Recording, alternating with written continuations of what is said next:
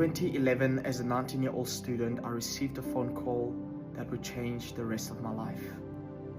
It was a normal day on campus, and I remember just going about my life, and I suddenly received this phone call from back at home where they told me that my mother had passed away. And in an instant, my whole life changed. In an instant, I became an orphan. I remember just feeling like the ground could just open up and just swallow me alive. I remember feeling this intense loneliness that I had never felt in my life before until that moment. I remember just countless of questions just coming to mind and coming to heart as I just tried to make sense of what had happened, but also tried to make sense of how my life was going to be like onwards. And maybe you right now in the season of your life, you're finding yourself in a space where it feels like life is just closing in on you,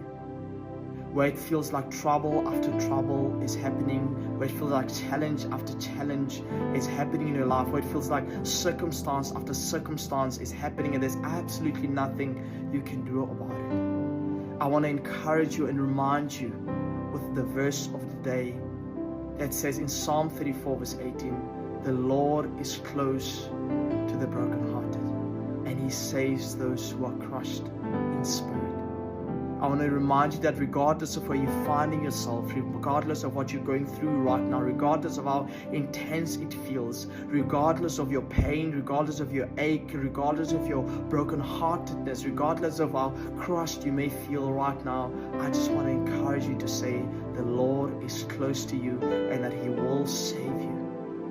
I want to encourage you to just call upon His name,